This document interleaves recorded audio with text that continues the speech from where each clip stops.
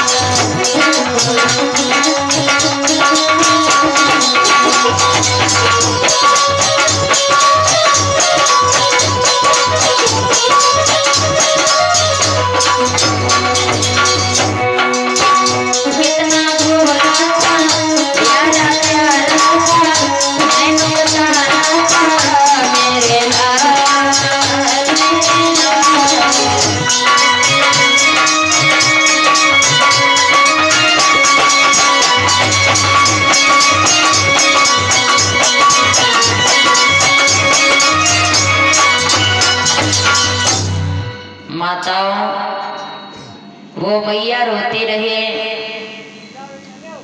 धन्य है माता सभ्या जी। थोड़ी देर के बाद में राजा पास में पहुंच गए और जवाब दिया, अभी तो सिर्फ सिंह को भोजन कराया है, संतों को भोजन कराना बाकी है। भोजन तैयार करो और ये रोना धोना छोड़ दो। राजा ने जैसे ये बात कही, अब हृदय में दुख है। जिस माँ का पुत्र मर जाए, भला बताओ वो माता कैसे भोजन तैयार करेगी। वारे प्रभु की महिमा। माता बेटे को छोड़ करके जाती है। भोजनालय तैयार में सुंदर सुंदर से पकवान तैयार किए और जैसे ही भोजन तैयार हुआ तो महाराज मरद से कहने लगे, स्वामी भोजन तैयार है, संतों को बुलवाया जाए। भोजन करने के लिए संत बुलवाए जाते हैं। जहां पर महाराज मोहरत ध्वज ने 2 थालियां लगवाई। 2 थालियों को देख करके संतों ने जवाब दिया, एक बात बताओ, ये 2 थालियां हैं, तीसरी थाली कहाँ है? मोहरत ध्वज ने जवाब दिया, भगवान भोजन तो आप पहले दोनों प्राणी करेंगे तो तीसरी थाली की क्या आवश्यकता है। अब वहां पर और कसावट बनने लगी। राजा से जवाब दिया है संतों ने कि जब तक आपका पुत्र मेरे साथ में बैठ करके भोजन नहीं करेगा तब तक अब हम भोजन नहीं करेंगे। राजा ने जवाब दिया, भगवान कैसी बात आप कर रहे हो? अरे मेरा बेटा आपके साथ में कैसे भोजन करेगा? संतों ने जवाब दिया, क्यों? क्योंकि मेरा एक ही पुत्र था जिसको मैंने अपने हाथों से चीर डाला, आपके सिंह को मांस खिलाया और मेरे घर में कोई दूसरा बेटा नहीं है। भगवान परीक्षा लेकर के मोहरत ध्वज की दुख देख करके उन्होंने कहा कि अब सच्चाई बता देना भी जरूरी है। भगवान कन्हैया संत के भेष में कहने लगे हैं, महाराज मोहरत ध्वज आप ये तो बात झूठ कहते हो कि तुम्हारे घर में कोई बेटा नहीं है। आवाज लगाओ, देखो तुम्हारा बेटा आ रहा है कि नहीं आ रहा है। महाराज मोहरत ध्वज रोने लगे, कहने लगे, भगवान क्यों ऐसी मजाक कर रहे हो? क्योंकि हृदय में पहले से दुख है और आप कहते हो कि आपका बेटा जीवित है। भगवान बोले, नहीं, विश्वास ना हो तो आवाज लगाओ। और जैसे ही संतों की बात को मान करके आवाज लगाया है और दैया आवाज लगाई है, सुनियो आवाज लगाई है।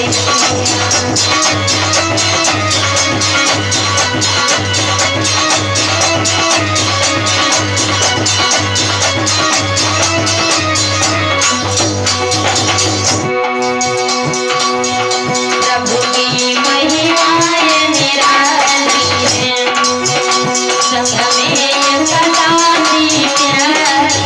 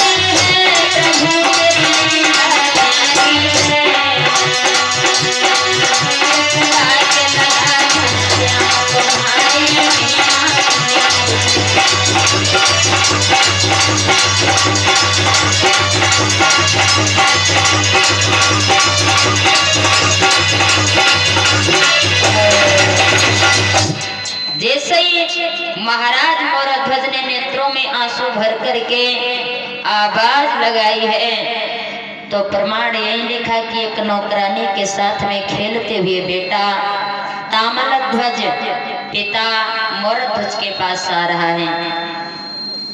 ऐसा नजारा देख करके राजा एक तरफ देखता है कि पुत्र को मैंने अपने हाथों से चीरा है और ये बालक हमारा खेलता हुआ आ रहा है, ये सब क्या है।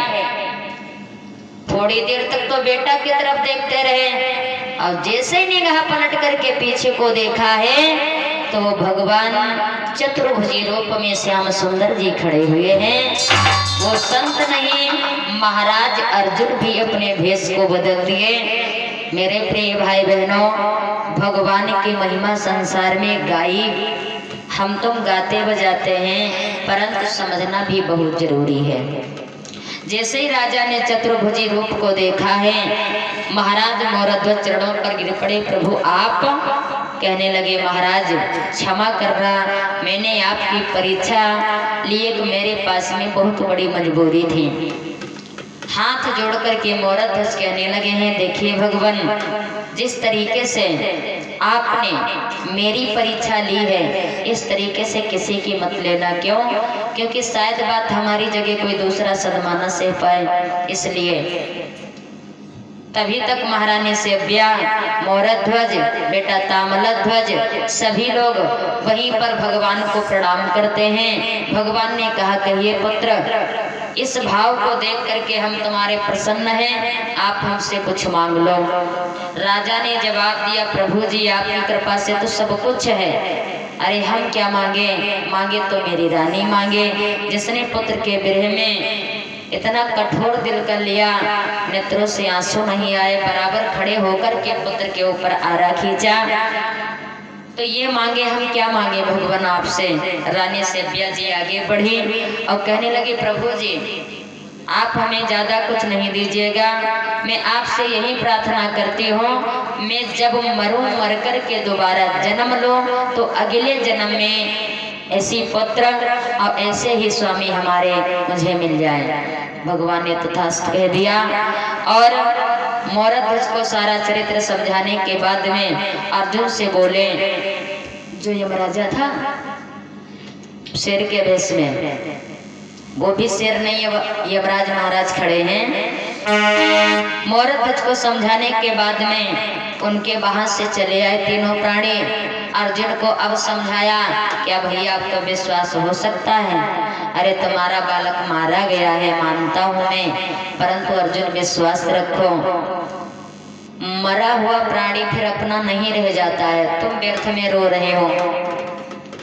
लेकिन वही बात महाराज अर्जुन के समझ में नहीं आ रही है। भगवान कहने लगे, तुम्हारी समझ में जब आएगा चलो मेरे साथ में। भगवान कन्हैया ने अर्जुन जी को साथ में लिया और आते हैं स्वर्गधाम में, जहाँ पर अभिमन्यु की आत्मा विश्राम कर रही है। भगवान कन्हैया ने दूर से देखा, जवाब दिया, जाओ अर्जुन, तुम कहते हो कि मरने के बाद भी मेरा बेटा वापस आएगा, नहीं आएगा। वो रही अभिमन्यु की आत्मा, आप उससे जाकर के वार्तालाप करो, कहो बेटा चलो। जैसे भगवान की ये बात सुने, पुत्र की आत्मा को देख करके अर्जुन महाराज अभिमन्यु की आत्मा के पास में गए और जैसे ही लग कर के रोना चाहा, तैसे उस आत्मा ने क्या किया, अर्जुन के धक्का मार दिया। अर्जुन कहने लगे, अरे पुत्र, आप अपने पिता के ऊपर हाथ उठाते हो। आत्मा ने जवाब दिया, कौन किसका पिता, कौन किसका पुत्र? अर्जुन कहने लगे, मैं तुम्हारा पिता हूँ। जवाब दिया, सुनो, न जाने कौन कहाँ से चले आए, ऐसे तो हम तुम्हारे बाप अनेकों बार बने होंगे और तुम कहते हो तुम मेरे बाप। मतलब कि मरने के बाद में अपना कोई नहीं होता है। अर्जुन को वहां से निराश होकर के लौटना पड़ा। भगवान के पास पहुंचे, भगवान कहने लगे, भैया आप बताओ, जो बात मैं समझा रहा था वो समझ में नहीं आई, अब तो स्वयं सुन लिया और देख भी लिया। परंतु माताओं, इन कथाओं से यही सीख देते हैं विद्वान जन कि हमारा भारत देश जो है, भारत माता को कहते हैं, अन्य कोई देश का नहीं, भारत माता कहे लगे। सौभाग्य है भारत देश, जो हमारे भारत देश में ऐसी ऐसी माताएं हुई हैं, भैया हुए हैं, जो शायद बात अपनी तरफ का 2 मारा जाए तो उधर 4 मार डाले जाते हैं। समझना बात को। अब भारत शान से मर रहा है, मरता आया है और मरता भी चला जाएगा। कुछ विद्वान लोग कहते हैं धन्य है हमारे भारत देश के नर और पुरुष नारी।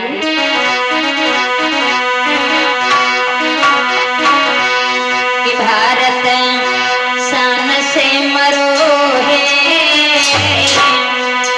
और इज्जत नहीं गई है अपने देश में।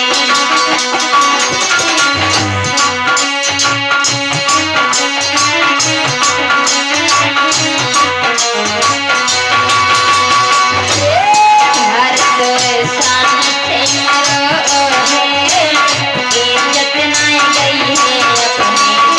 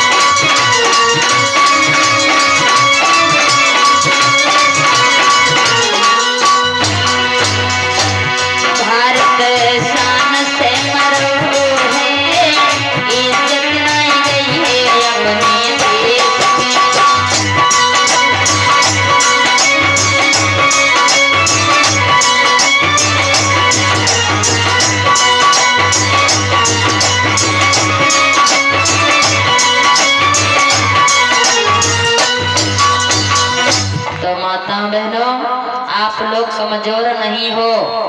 हकीकत में ये मत समझना कि हम तुम्हारी तारीफ कर रहे, अपने ही कर्मों से हम तुमने अपना कैरियर बर्बाद कर रखा है। समझना थोड़ी बात। सतबल पर जीने का काम करना चाहिए, लेकिन सतबल पर नहीं, पराया बल। मतलब वो बात हम स्पष्ट नहीं कहेंगे, ऐसे ही बता रहे हैं। अपने कर्मों के द्वारा स्त्री हमारे यहाँ के गलत हैं, तो इन्हीं कर्मों को संभालिए।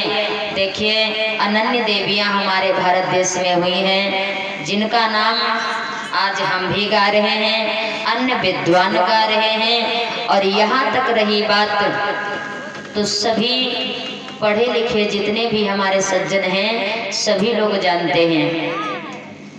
एक बार अच्छा जुकर बोलो, बोलिए भारत माता की, माता पिता की, प्रेम से बोले गुरुदेव भगवान की।